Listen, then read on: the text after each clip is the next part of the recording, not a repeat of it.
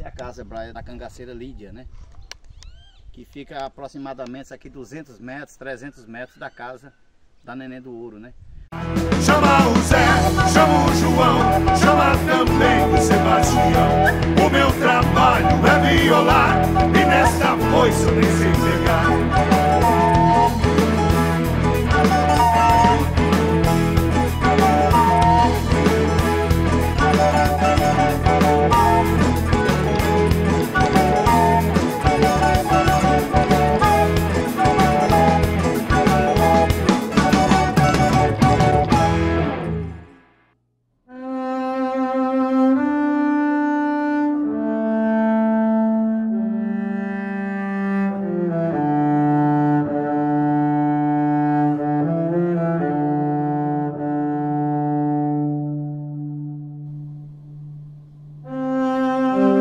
Bom dia, boa tarde ou boa noite a todos.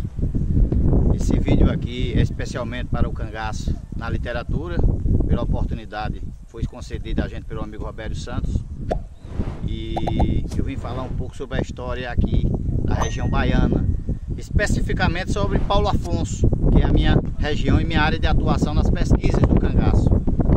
Nós estamos aqui num dos cemitérios na entrada do povoado Salgadinho, um cemitério que lembra muito cemitérios, né, dos filmes de faroeste, e ali eu vou começar a contar um pouco da história sobre o que nós viemos fazer aqui na realidade e sobre qual personagem a gente vai comentar que tiver envolvimento com o cangaço. Nós estamos vendo aqui um tamarineiro centenário, que não é uma árvore típica do Nordeste, mas em fazendas aqui na nossa localidade, daqui até chegar a Jeremoabo, as fazendas que rodeiam o Raso da Catarina sempre tem um tamarineiro. Segundo depoimentos de muitos que conviveram aqui da época, filhos de remanescentes, alegam que todos esses tamarineiros foram plantados aqui por conselheiro, por Antônio Conselheiro ali, ainda por volta de 1894, 1893, quando ele peregrinou aqui na região, arrecadando gente para levar canudos. Várias fazendas, como Povoado Santo Antônio, na fazenda do Seu Agemires nós temos, aqui no Salgadinho, na propriedade dos Pereira também tem, foram plantados por Antônio Conselheiro, a árvore centenária, e daí perpetuando a história, né? Vamos adentrando um pouco nesse cemitério antigo.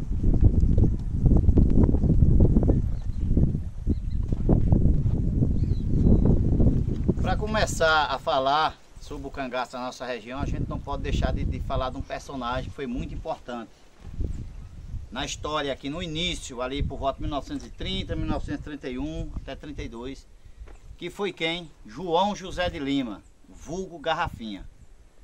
João José de Lima foi um dos maiores coiteiros de Lampião aqui na região de Salgadinho, né? Andou com o Lampião em bailes, andou com o Lampião dentro do Raso da Catarina, apresentou o Lampião a outras pessoas, né? Ele teve um envolvimento muito forte ali com o Lampião.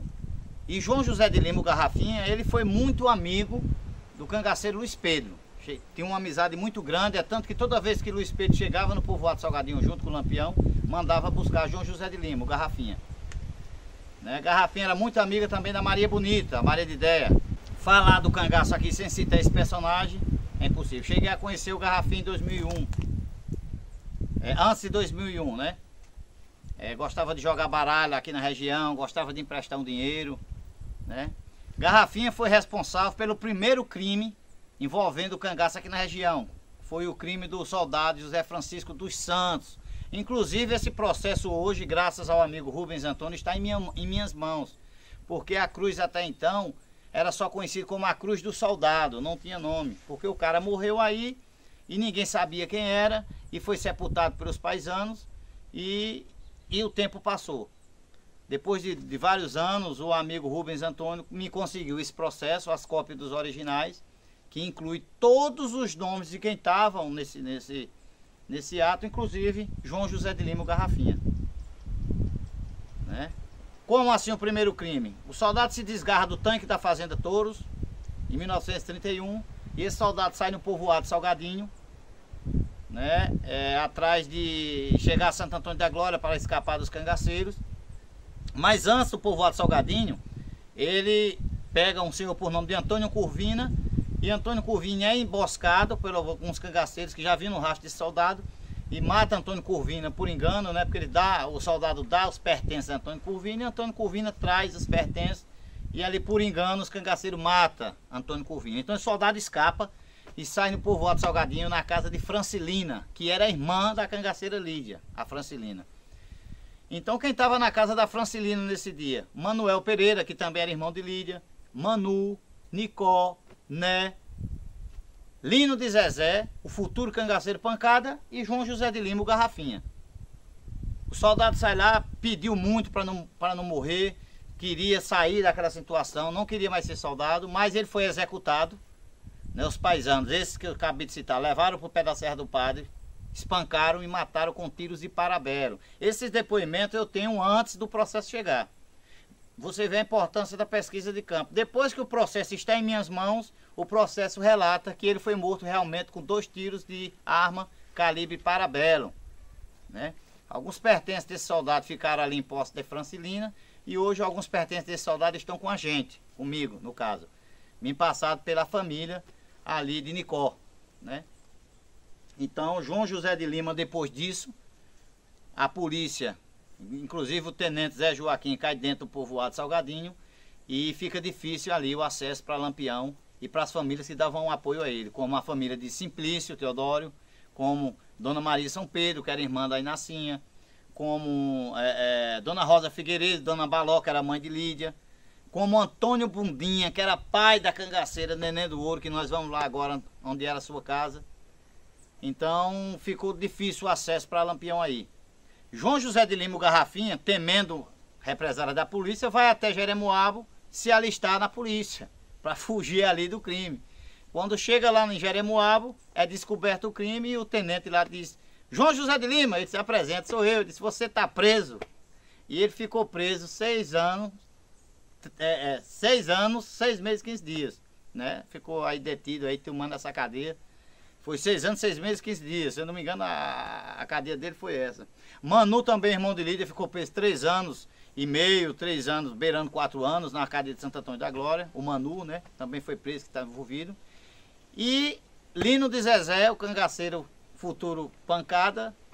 O Lino de Zezé corre e vai apontar Lampião, conta o feito que aconteceu e é incluído no bando ali em 31 e recebe a alcunha de Pancada. Né? Lampião aceita ele no bando. E é isso. E agora vamos lá na casa da Neném do Ouro, que é a Neném do Luiz Pedro, filha de Antônio Bundinha, casa de Lídia, casa de Maria São Pedro e finalizaremos a entrevista com Mocinha, ok? Ainda na nossa região, falando das cangaceiras que rodeavam a nossa área, vamos falar aqui de 3 cangaceiras que rodearam a nossa área aqui, que foram a Naninha do cangaceiro Gavião, a Neném Leonor, filha de Antônio Bundinha, a Neném do Ouro, e a Lídia de Zé Baiano. E logo em seguida vamos na casa da Maria São Pedro, que foi onde teve uma abordagem da Força Volante do Tenente Douradinho. Atrás de Pedrão, que era um dos coiteiros, e Nicó. Logo depois daquele crime do soldado nos pés da Serra do Padre. Nós estamos aqui no centro do povoado, um local inóspito. Né? Aqui mesmo a trilha sonora é o mato, é a caatinga. Aqui não tem ruídos de nada. Nós estamos aqui na terra de Lula, que permitiu a gente estar na sua propriedade para mostrar ali onde era a casa de Antônio Bundinha. Quem era Antônio Bundinha? O pai da cangaceira Neném, a companheira do cangaceiro Luiz Pedro, né? O cenário é esse, aos pés da Serra do Padre. E vamos seguir aqui para mostrar. Hoje não tem mais a casa, mas vamos mostrar o local exato onde era a casa do Antônio Bundinha. Foi onde Luiz Pedro veio com o Lampião e carregou, podemos dizer assim, por força de vontade própria dela, da Neném, que acompanhou Luiz Pedro. Não foi forçada, ela foi realmente por encantamento. E logo depois a sua prima segunda, induzida ali, acompanha o cangaceiro Zé Baiano, e o desfecho vocês já sabem qual é.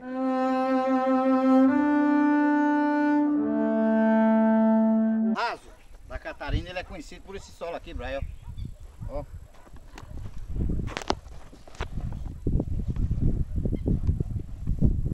Areia brava. Vamos lá.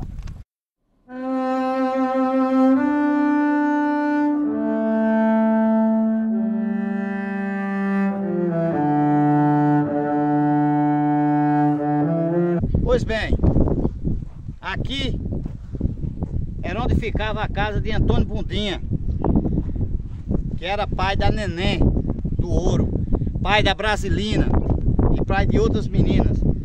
A Brasilina, que era a irmã da Neném, logo depois do Cangaço, ela tem um caso e se junta com João José de Lima, o Garrafinha, e depois, em idas e voltas a Delmiro, ainda estando com Garrafinha, a Brasilina conhece o tenente Zé Joaquim, se envolve com ele e vive com ele até os fins de sua vida, né? Então aqui era a casa de Antônio Bundinha, aos pés da Serra do Padre. E tá logo adiante ali a Serra do Padre.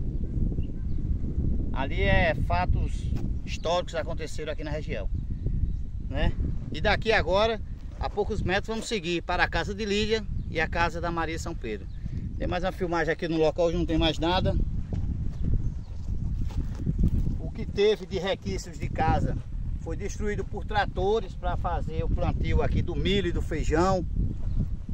Mas aqui era o local exato da casa. Quando eu estive aqui alguns anos atrás, eu ainda alcancei aqui alicerce da casa, tijolos e tudo mais, né? Hoje, infelizmente, o que tinha foi juntado ali no monturo, ou seja, eles limparam a área e o que tinha aqui, o trator juntou ali na frente e os restos da casa de Antônio Bundinha tá lá na frente. E é isso aí, ok? Lá na frente a gente mostra os entulhos, os restantes das coisas que estavam aqui, beleza? Saindo da casa de Luiz Bundinha, ou Antônio Bundinha, a gente chega aqui na casa de Luiz Pereira e Dona Maria Rosa Figueiredo, Dona Baló. Aqui foi onde o cangaceiro Zé Baiano ficou se tratando de um tumor na cabeça e quando ficou melhor do tumor, levou como brinde a filha de Dona Baló, a cangaceira Lídia, a futura cangaceira Lídia, né? E o desfecho do fim da Lídia, todo mundo já sabe, né? Que ela o trai e é morta a paulada, né? Inclusive o amigo Robério Santos já esteve lá no túmulo de Lídia algumas vezes. E o cangaceiro Bem-te-viu, que foi o que estava envolvido, sumiu, desapareceu. Não há vestígios dele na história. Até então Robério Santos achar vestígio dele na cidade de Cariranha, na Bahia, aqui acima da Bahia, próximo ali a Minas, né? O Robério acha e lá ele estava com outros pseudonos, né? De Bacurau, alguma coisa desse jeito. E o fim do sumiço desse cangaceiro foi desvendado pelo amigo Robério Santos, aqui mesmo no canal, né? Então essa é a casa hebraia do cangaceira, da cangaceira Lídia, né? Que fica aproximadamente aqui 200 metros, 300 metros da casa da Neném do Ouro, né? Quando um entra para um cangaço, a outra imediatamente acompanha também. Houve uma influência de certa parte, né? Mostra um pouquinho aí, ela hoje está em ruínas. Ela hoje está em ruínas, houve um projeto de revitalização na época, mas e hoje a casa está assim, encontra em ruínas.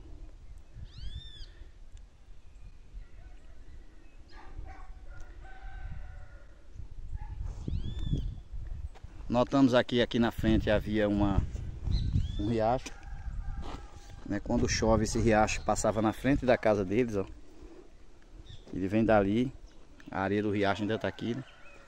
Isso antigamente a água corria na porta da casa de Dona Rosa, Dona Baló, né? E é isso. E essa outra antiga residência que infelizmente caiu, ela tinha um sobrado, tinha uma varanda ali na frente. Eu ainda cheguei aqui a estar nessa varanda há anos atrás, quando eu vim aqui. Ela estava montada, ela era duas águas assim. Ali ficava a varanda que era os fundos da casa. Mostra aqui, Braga, que era a cozinha.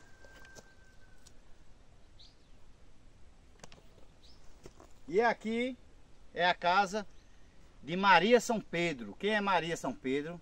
Mãe de Dona Mocinha, irmã da cangaceira Inacinha, Inácia Maria das Dores. Ali no início dos anos 32, 33, a um entardecer, quem aponta vindo ali de Santo Antônio da Glória, da Barra, foi a volante do Tenente Moitinho Dourado, Tenente Douradinho. Tenente Douradinho chegou aqui ao entardecer, pediu guarida para ficar aqui, né? Imediatamente Dona Maria São Pedro manda matar uns bodes para a força comer.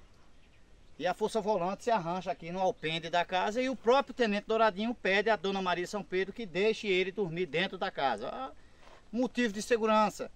Eu já vi depoimentos de outros remanescentes que dizem que dentro da residência, quando o lado oposto, o Lampião comia dentro da casa e os cangaceiros ao redor. Era como uma forma de proteção mesmo, né? Na época, dentro dessa casa estavam algumas jovens, algumas crianças. Uma acabou de falecer há pouco tempo e a outra é a Dona Mocinha, que está viva, graças a Deus, e nos conta, ou vai contar um pouco, desse dia em que ela teve frente a frente com o Tenente Douradinho. Lembrando que o Tenente Douradinho, ele era conhecido por ser um homem que, para obter informações, chegava até a matar, né? Espancou várias pessoas aqui da localidade, inclusive Mané de Josina, que foi espancado, né? Teve também o Carlos Sobrinho, que também foi espancado pela volante. Carlos Sobrinho estava sentado na calçada, a volante ia passando aqui por trás, e ele só fez olhar sentado numa calçada de outra casa aqui, e a volante voltou, perguntou o que ele estava olhando. E ele disse que não estava olhando nada, que estava vendo a volante passar. Aí, imediatamente o soldado desflagrou sobre ele uma coronhada de fuzil, né? Cortando ali a sua cabeça, e ele caiu no chão, ficou tremendo da pancada, né? A volante foi embora, nem deu socorro, nem avisou a ninguém. Ele torna e depois chega na casa dos pais contando o que houve, todo mundo ficou horrorizado com aquilo, né? Eu entrevistei o seu filho, Arnaldo, que também faleceu agora recentemente, e ele me contou desse feito. Então o Tenente Douradinho, Moitinho Dourado, que era o Douradinho, ele tinha esse ato, ele era um homem muito violento, né? Mas aqui na casa da Dona Mocinha, ele e Dona Maria São Pedro, ele dormiu e ao amanhecer do dia seguiu viagem, né? E esses são os contos reais que a gente trabalha com pesquisa de campo para trazer a veracidade. Agradecendo ao amigo Robério Santos, que depois de seu maravilhoso simpósio, abre um espaço para que a gente venha falar um pouco da nossa localidade. Ele que até então ainda não veio aqui na nossa localidade, mas a casa está de portas abertas, porque é um grande pesquisador e merece atenção, né? E também para que outros pesquisadores conheçam esses pontos, esses nomes, esses personagens que até então foram citados poucos na literatura e que tiveram tanta influência como outros personagens que são citados às vezes maior, né? Nós temos o caso de Duval Rosa, né? Nós temos o caso de Pedro de Cândido, que imortalizou-se na história pelo pequeno aparecimento ali no fim do cangaço, com a morte de Lampião, né? No estado de Sergipe. Não tem atos passados ali grandes dele, mas por ele ter se envolvido na façanha que levou à morte de Lampião, ele entrou para a história de uma forma fenomenal. E aqui tivemos pessoas, sem tirar mérito de ninguém, que tiveram participações maiores, com casos maiores, e foram divulgados tão poucamente. E Robério abre esse espaço aqui para que a gente venha falar e contar e mostrar, né, sobre os fatos. Então, gente, agradecendo a todos, com o auxílio de Brian, meu filho, que está aqui me auxiliando, me dando essa grande força em fazer as matérias. E fiquem com Deus e até a próxima.